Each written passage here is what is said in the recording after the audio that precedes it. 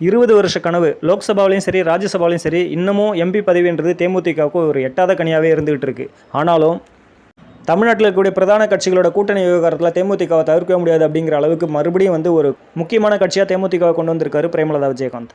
ஒரு பக்கம் தேமுதிகவுக்கு Rajya Sabha MP seat இந்த முறை கிடையாது, நெக்ஸ்ட் டைம் தான் அப்படின்னு அதிமுக அறிவித்த அதே நேரத்தில் எங்களோட அதிமுக கூட்டணியில் தேமுதிக தொடருது அப்படின்னு அறிவிச்சிருக்கிறாங்க. இதுக்கிடையில் மதுரையில் வந்து நடந்த திமுக பொதுக்குழு கூட்டத்தில் வந்து விஜயகாந்த் உள்ளிட்ட மறைந்த தலைவர்களுக்கு வந்து இரங்கல் தெரிவிச்சிருக்காங்க. அதற்காக தமிழக முதல்வருக்கு நன்றி அப்படின்னு சொன்ன பிரேமலதா விஜயகாந்த் தேமுதிக இனி யாருடன் கூட்டணி அப்படிங்கிறத அடுத்த வருஷம் ஜனவரியில் சொல்கிறோம் அப்படின்னு சொல்லி முடிச்சிட்டாங்க.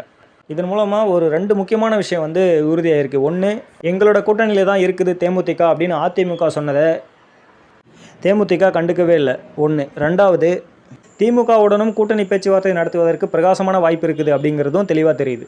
இது தேமுதிகவுக்கு வெற்றியா தோல்வியா அப்படிங்கிறத விட தேமுதிகவுடைய வழக்கமான ராஜதந்திரம் அப்படின்னு தான் சொல்லணும். தேங்க்யூ.